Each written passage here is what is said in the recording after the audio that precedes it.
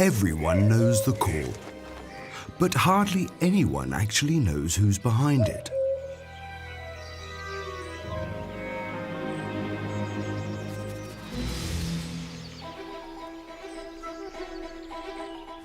The cuckoo makes a point of staying out of sight. They smuggle their eggs into strangers' nests instead of raising them themselves. No wonder they have few friends in the bird world.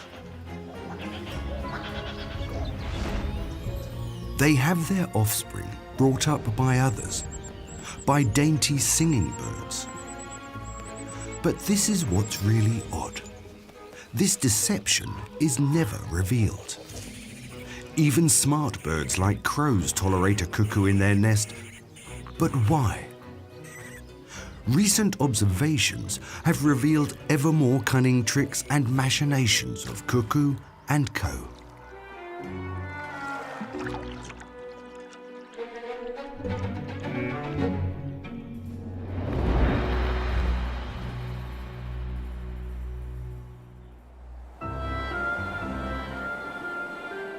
A small pond area in the north of Germany, with a stock of trees and reeds.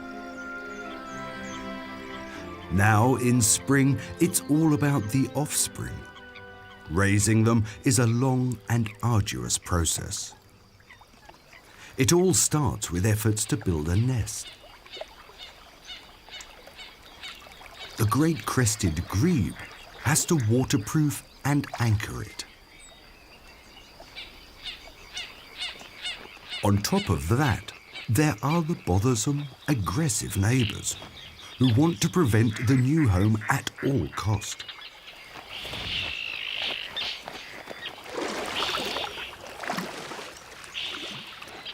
Defending it is exhausting until the terns finally move on.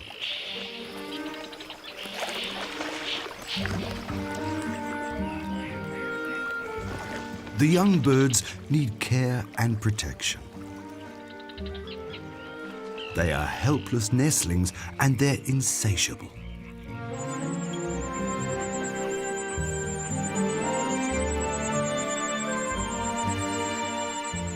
Even after they get bigger, they still remain a burden.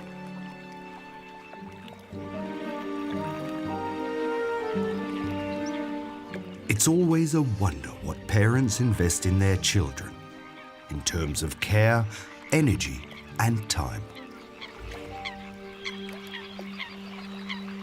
But cuckoos save themselves the trouble. The cuckoo neither builds a nest nor takes care of their offspring. A brood parasite. Perfidious, some would say. They have travelled 5,000 kilometres in order to move back from Africa to European springtime, back to the reed area where they grew up. It's an ideal for the common cuckoo. The proximity to water provides a wide variety of insects of all kinds. Not that they would hunt them, but where there's insects, there are also insect-eating birds, and they're their target.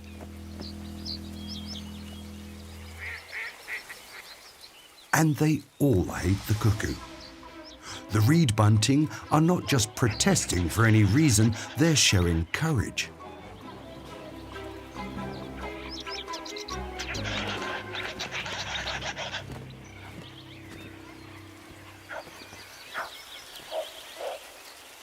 The cuckoo takes it calmly. They're not interested in the reed bunting, they know what to look for. Birds that look like their foster parents. For reed warblers in their nests. In order to slip them their notorious cuckoo eggs. Its territory shows a lot of promise. It's no surprise that others are also keen on it.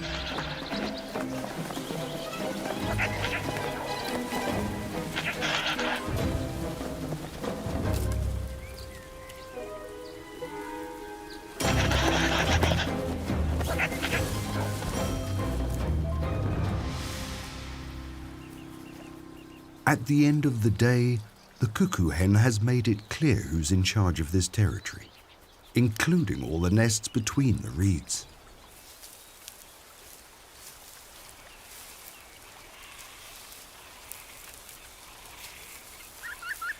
From now on, she'll keep a close watch on all of them.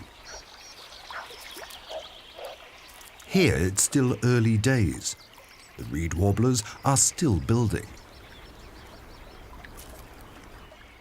This nest is different. Breeding has just started.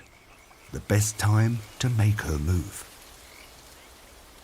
But there's a problem. The first time they bred, these little birds already learned what their eggs looked like. Like this, with grey spots. Any other egg would be suspicious. What to do? She waits for the moment when the couple leave the nest. Now.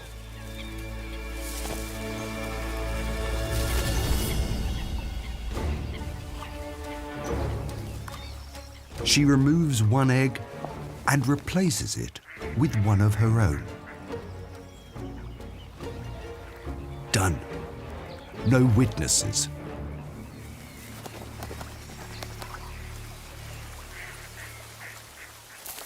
When the reed warblers come back, everything seems the same. There are still 4-spotted eggs. One of them may be a bit bigger, but so what? A slight hesitation, some doubts maybe. But then, the deception has worked. The egg forger has delivered the goods. Each cuckoo hen specializes in one type of egg. Some deceive red-backed shrikes, so their eggs look like red-backed shrike eggs. More or less. Others have targeted common redstarts and actually lay bluish eggs like their host birds. These are much harder to distinguish even for humans. And what about when the forgery isn't really up to scratch, like in this nest? It belongs to a marsh warbler, who hasn't been even bothered about the unusual cuckoo's egg thus far. Marsh warblers look a lot like reed warblers, but they don't breed up between the reeds, they're further down, hidden between the stinging nettles. Everything is A-OK in the nest, or so it thinks. But then something unexpected happens. This call seems to shake him up. It's getting its hackles up. The cuckoo has no business here.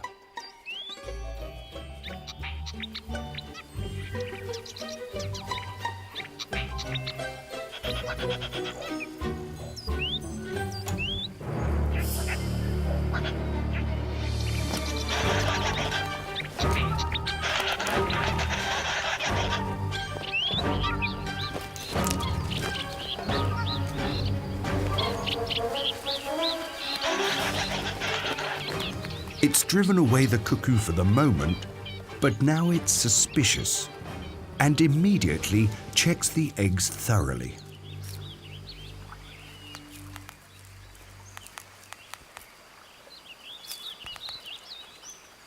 One of them, the slightly bigger one, looks a bit fishy.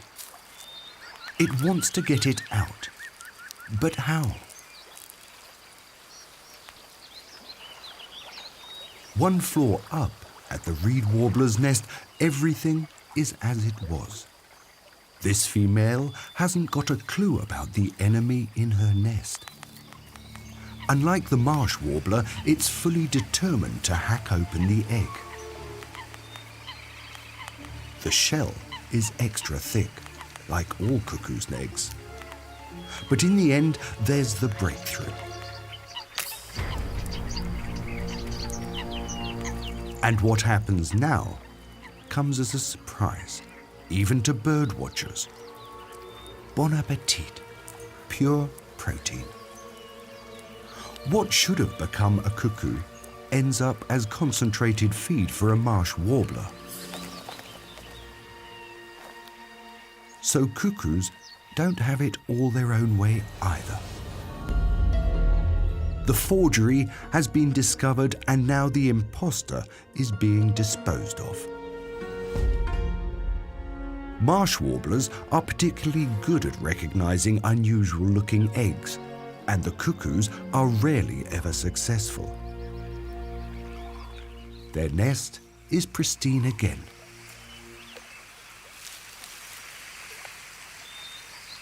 The competition exists ever since there have been cuckoo birds. The nest owners are more vigilant with their egg controls, and thus the cuckoo must always come up with better forgeries. What about the reed warblers in the reeds? They're often too naive. Their egg control is not that of the marsh warblers. Unbeknown to them, they have a ticking time bomb in their nest. The cuckoo's reputation has never been the best. Some think they are devious or even evil. And yet there is a cuckoo bird which is held in fairly high esteem. An almost fairy tale-like case from Africa.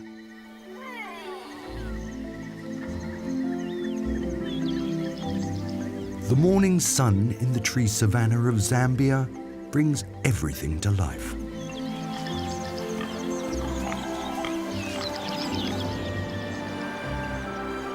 Only a few creatures shy away from daylight. Fruit bats are hanging in the trees, pulling their covers over their eyes.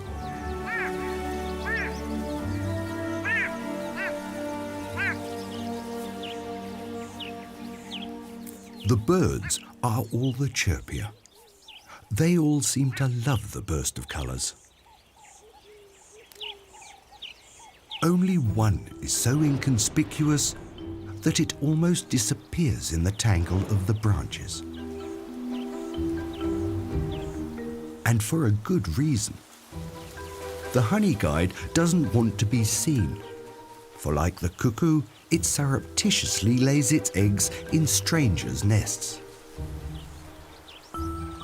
It is another brood parasite, but this time one who mainly targets tree holes. This one belongs to a barbet. But it hasn't started breeding yet. That one will have to be left for later. The breeding burrow of a hoopoe. But once again, it's the wrong time for a honey guide's egg. Too late. The parents are already bringing in food for their offspring, so timing is imperative for the honey guide.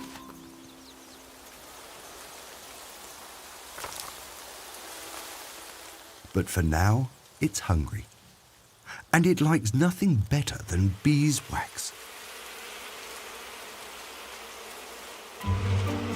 What a shame that it's barred from entry. The guarding bees would attack it. What to do? The honey guide needs helpers, and it knows how to get them.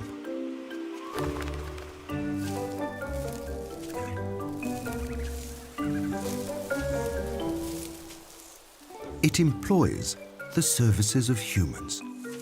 For example, with Lazaro. It pipes up with a rasping sound and flies a little bit ahead, waiting for Lazaro to follow. They travel hundreds of meters through the wilderness this way. It leads, Lazaro follows.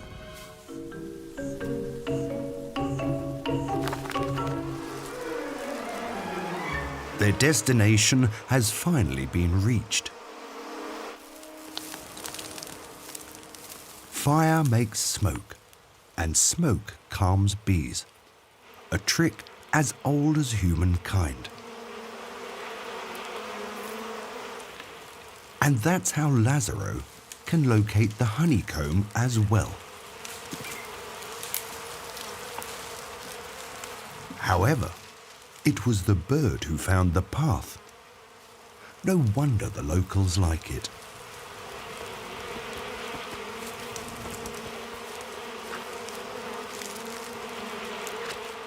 No protective suit and no beekeeper's mask. Lazaro has to live with numerous stings and more, without anything to hold on to and at an unstable height.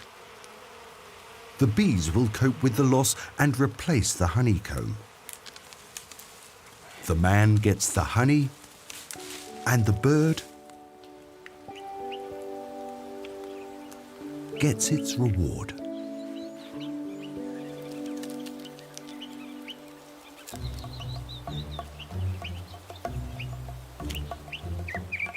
It is the only bird with the ability to digest beeswax.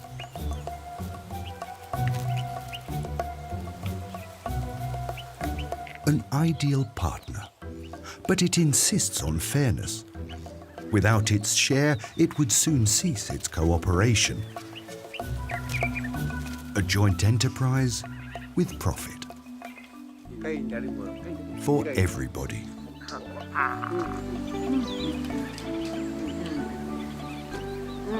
Thanks be to the Honey Guide.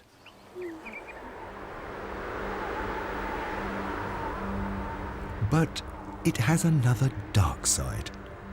As a merciless brood parasite in the breeding season when the laying of eggs begins.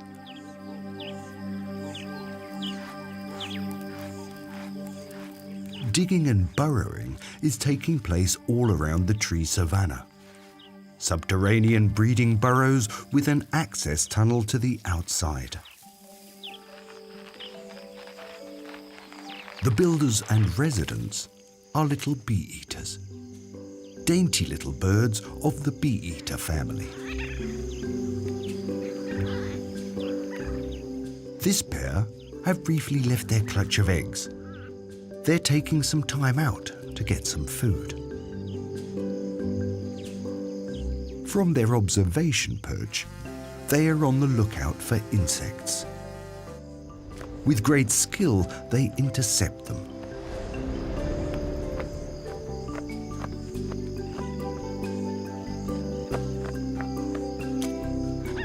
Then it's time to quickly head back underground.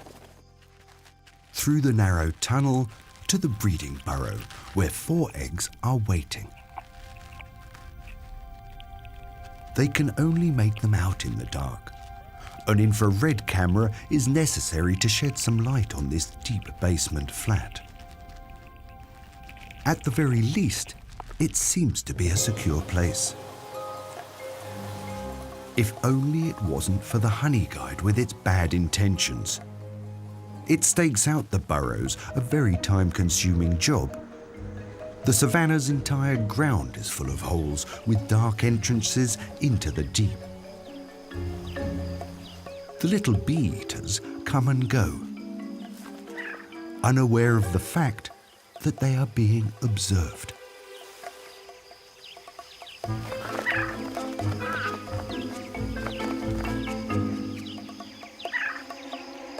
And the Honey Guide is under pressure to lay. It urgently needs to get rid of its egg.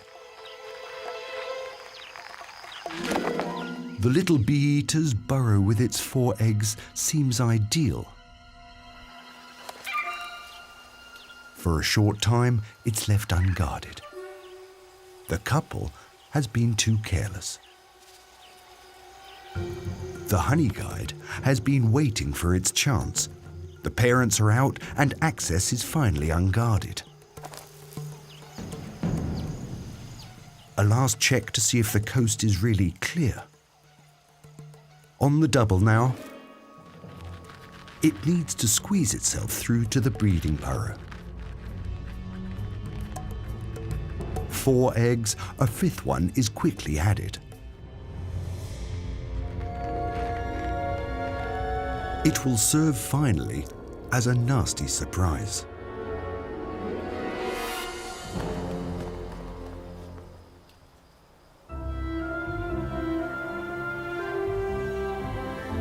Back in the cuckoo's territory in Germany, at first sight, not much has changed. The aquatic plants are a little denser, the reeds a little more lush, and family life is still at the center of attention. But in the reeds on the banks, a dramatic development is on the horizon. The reed warblers have been breeding for 12 days, and now the first chick is stirring. Even the mother seems surprised. She has no way of knowing it's someone else's egg, and much less what it's going to bring about.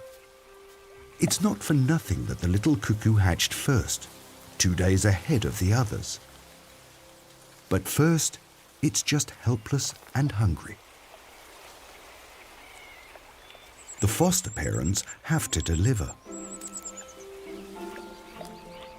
Their new chick is still naked and blind, but it knows what it wants: fresh, live insects.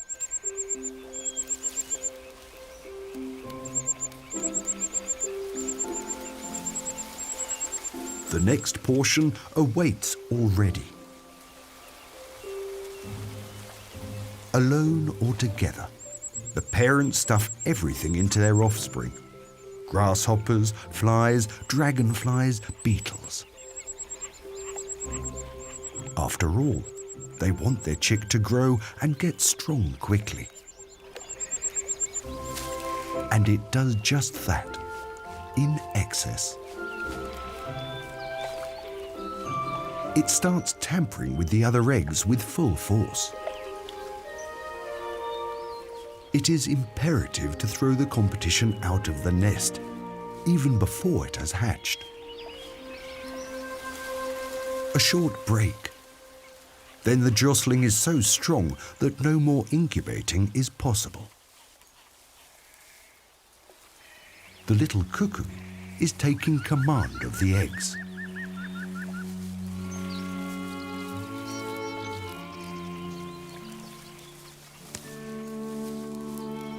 Failed, but it tries again right away.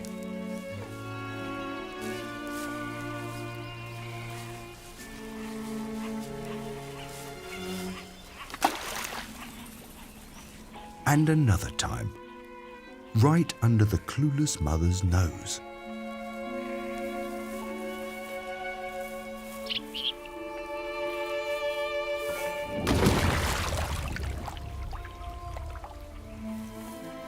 A brazen move, simply throwing the step-siblings over the side.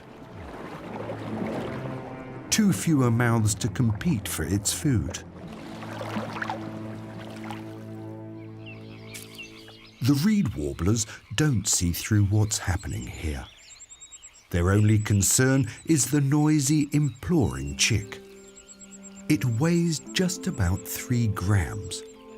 And it's hard to conceive that it has the strength to dispose of the last egg as well. Right over the edge of the nest. It doesn't have the ability to grip anything, and it's blind too. So how is this possible? The chick has a sensitive spot on its back, and anything it feels there, it will push out. It's an innate program. That little cuckoo, it seems, is not that friendly. But it could be even more brutal. In Zambia's tree savanna, the situation is coming to a head. Here, it was the honey guide that was deceiving others with its own eggs. And so far, the deception has gone unnoticed. The bee-eaters still seem to be oblivious.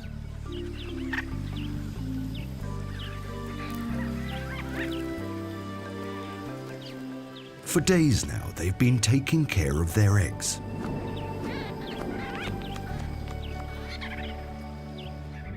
And in the darkness of their breeding burrow, they didn't notice the fifth egg. It's a normal breeding routine. Warm the eggs, turn the eggs. It's a question of patience. But finally, the time has come. The first chick fights to free itself from the shell. Again, it's a few days ahead of schedule.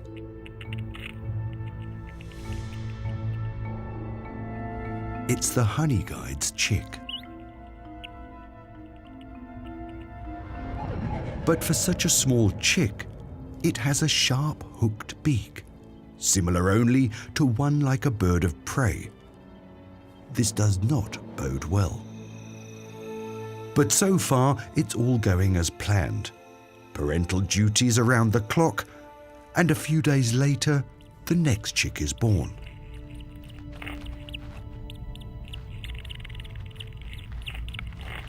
Weak, blind, and no hooked beak. Instinctively, it seeks the protection of its siblings. A fatal error.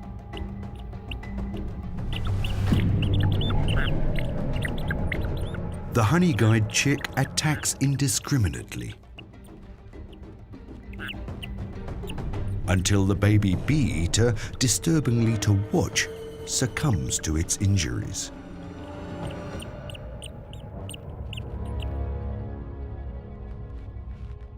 And the parents? They continue going about their business as if nothing has happened. They seem oblivious of the murderous act. Not even over the following few days, when they gradually lose all the other chicks. Until the honey guide has the sole monopoly on the food supply. The cuckoo achieves with its egg throwing what the honey guide achieves with its hooked beak. But 2 weeks later, the honey guide's beak is gone, along with its aggression. When it leaves the dark cave, it also sheds its dark side and turns into the lovable honey guide.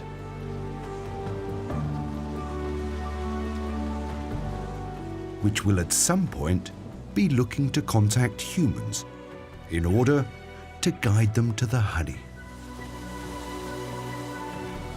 It knows the way but can't reach it. Humans can reach it but don't know the way. A philanthropic little chap. You wouldn't want to think it was capable of evil.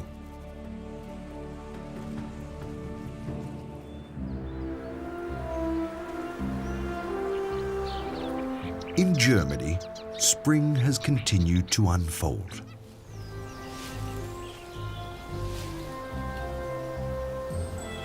The air and water become milder. And naturally, the young cuckoo has grown to a formidable size. A week and a half ago, it emptied the nest. Now it fills it completely. No question, it's an only child. And whatever the reed warblers bring along lands in its beak. But still, it's not enough. What is to be done?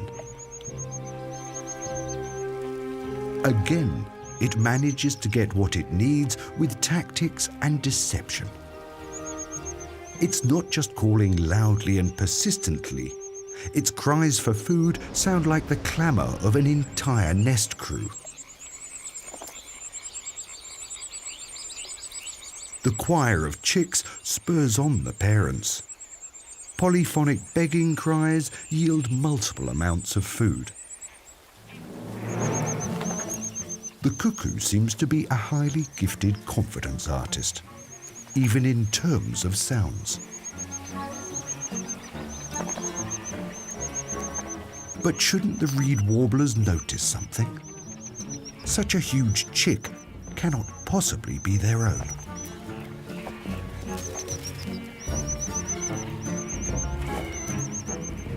During their first breeding season, they learn what their eggs look like. Why not how their chicks look too? But that would be fatal. Fatal for all reed wobblers who were taken in by the deception of the cuckoo during their first breeding. They would regard their own chicks as aliens for life. They would reject them and let them starve to death because they look different from what they initially learned. Not a good solution. So it's always better to follow the motto of whoever shows up in the nest will be raised. Never mind what they look like. And never mind the weather.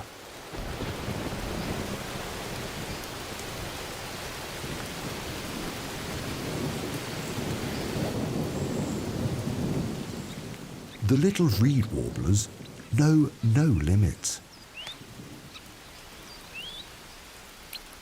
In order to assist their gigantic baby.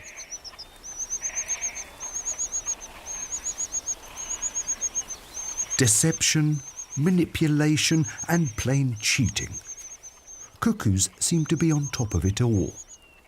But sometimes they make mistakes too. Even the honey guides of the tree savannah. They don't always choose the right burrow at the right time. And then everything can unfold in a totally different way.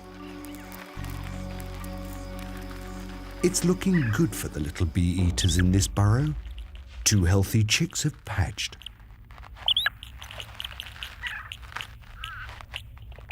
The rest of the eggs seem empty or dead, something not uncommon. The young birds are still struggling with the delivery of food in the dark. They bite at the beak hungrily, and then the food gets stuck.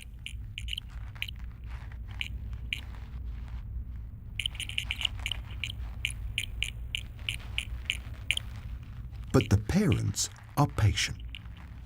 They want their baby bee-eaters to have it as good as possible. Apparently, the honey guide has spared them. And yet, this story isn't over yet. A few days and nights pass. Nights in which the tree savannah is the realm to totally different animals. Nightjars with long trains for wings. And now the true owners of the caves come out as well. The porcupines are just the subtenants. Here's the landlord himself. The aardvark only dares to venture out of its den at night.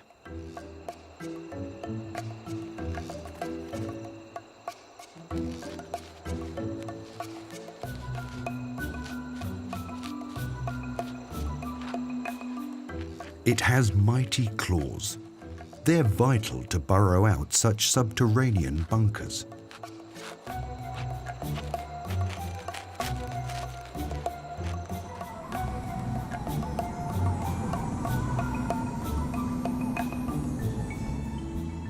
The nocturnal party comes to an end.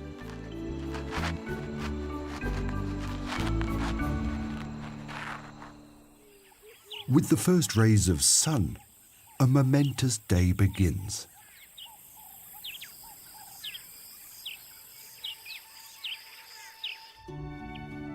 The 2 little bee-eater chicks have grown. Their food delivery has worked out pretty well. And they quickly dash back out to get replenishments. This time, even in reverse. All in all, the young birds seem to have turned a corner. If it weren't for this one egg, which is apparently neither empty nor dead. Another chick is making itself known. It can't actually be a killer chick. It would have hatched before the others. But as we said, honey guides make mistakes too. This egg was laid far too late.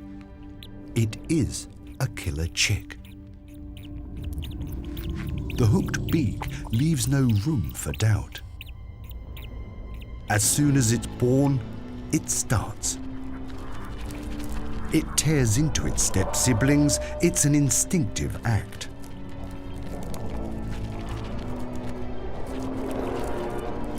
But here, the victims are older and bigger. They try to shake off the killer chick. They drag it through the whole burrow. The parents suspect nothing.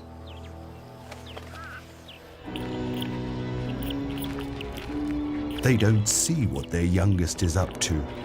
That biting is more important than cries for food.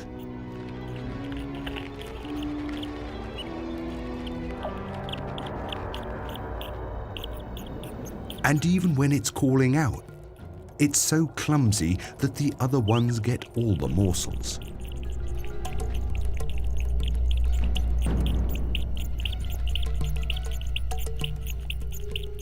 The little honey guide is falling further and further behind. Its star is waning. It can barely stand on its legs. The others are towering over it. Only occasionally it brings itself to launch a feeble attack, but to no avail.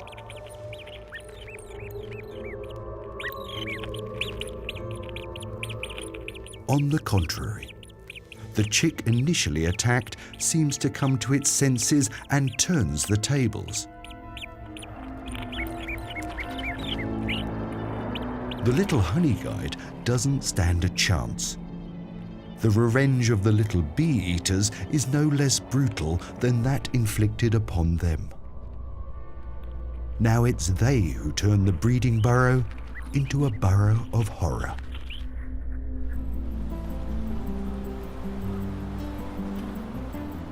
Stories of cuckoos always seem to be brutal and murderous, but they don't have to be. In Spain, at the foot of the Pyrenees, the cuckoo and host parents have come to an agreement, which benefits both of them. On the one side, the stately carrion crows. On the other side, the great spotted cuckoo. It's smaller than the common cuckoo. Its plumage is spotted, and its call is different.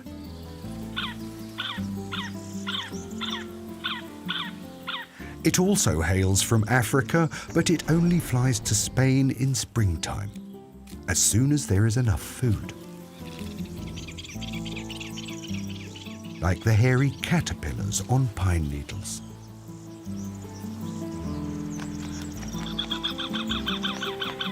But first of all, they need to find a partner to mate with.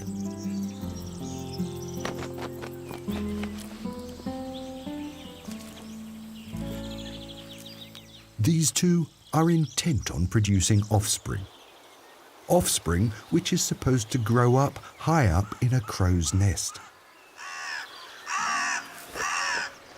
With birds that aren't only strong, but also considered to be smart and ruthless of all things, and who hardly ever let their nest out of sight, did the great spotted cuckoo really choose well?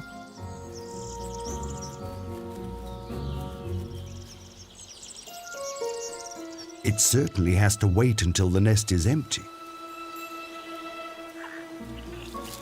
It wouldn't stand a chance against the crows.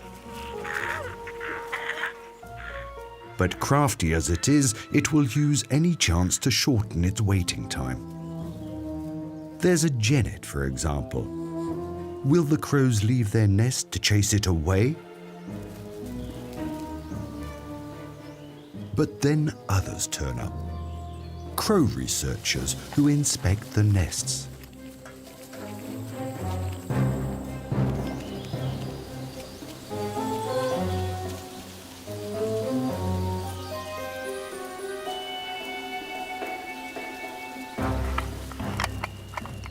By now, when the ladder is against the tree, the birds have definitely become suspicious.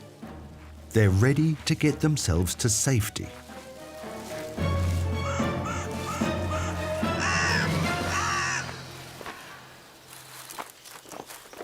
And the cuckoo cleverly uses the brief window of time that's opened up for it.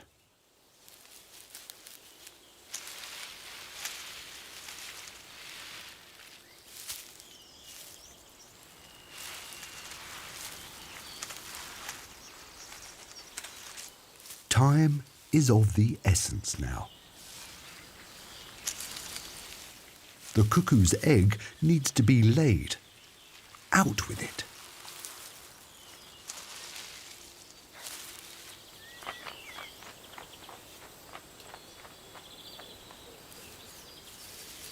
Crows and crow researchers. The great spotted cuckoo deceives them all for itself. And although it's hard to believe, the new egg will create a positive surprise. It almost takes an hour until the crows dare to return to their nest. They know that something has happened, and it almost sounds like they are discussing the progress of their brood.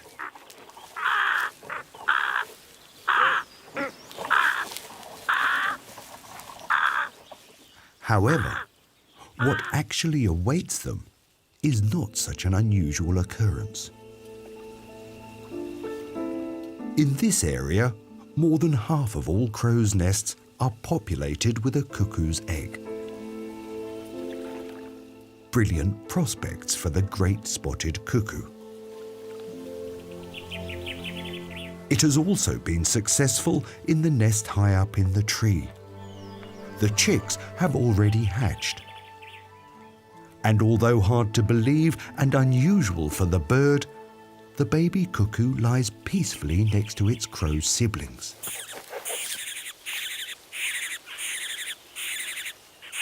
It's being fed alongside them, the little one in front with the light tummy. Refuse is also part of its life. And off they go on the next food tour.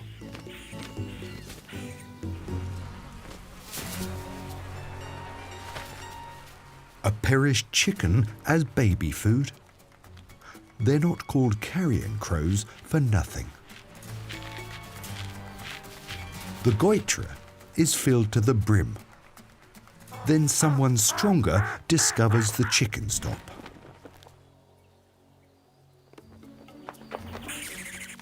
The baby cuckoo is simply included in the normal feeding, and its pesky, constant begging may actually benefit all of them because it constantly keeps the parents on their toes. At any rate, a cuckoo in the nest increases the success of a brood. That's a surprising statistic in ornithology. A cuckoo that's an advantage for its crow parents? Who'd have thought? However, one can go too far with calls for food. Here's a raw egg for breakfast.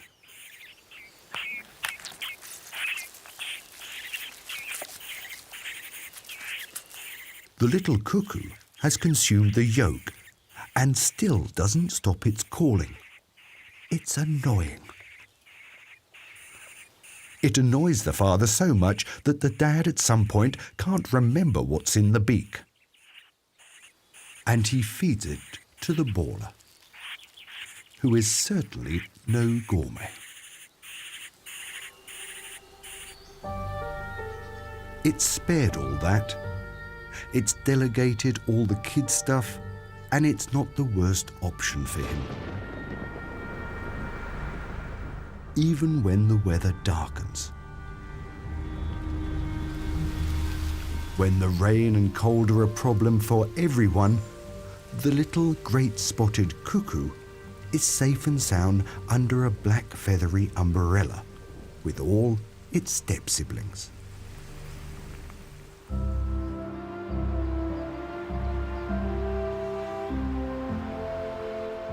In Germany, the cuckoo story has taken a new turn, with challenges for both sides.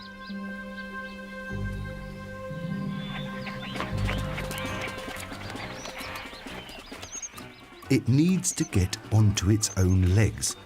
The reed warbler's nest has become too small for it, and now it could fall into the water any time. Feeding is not getting easier either. It has become a challenge of great artistry for the foster parents.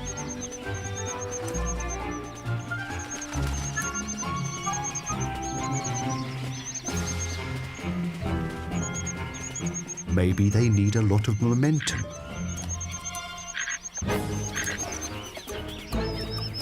Buzzing like a hummingbird. An attempt to land on the back. Finally, it's successful. The cuckoo will never meet its real parents face to face. But it knows its foster parents all the better. Their looks, their calls. It's learned which area they live in, where and how they build their nest, between reeds at half height. It's becoming an expert on reed warblers, so to speak, and that is crucial for its future.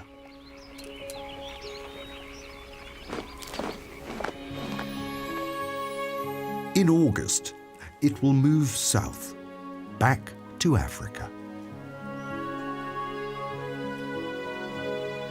It avoids the autumn and winter in Europe without any food.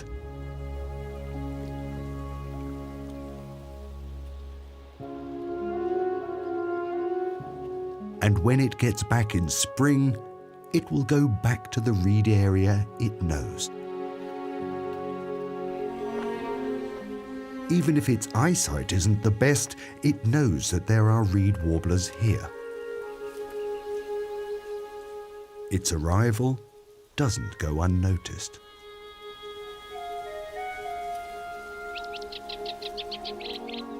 Not by the reed warblers either. They noisily try to keep it away. But to little avail. It will trick them again and slip its eggs into their nests.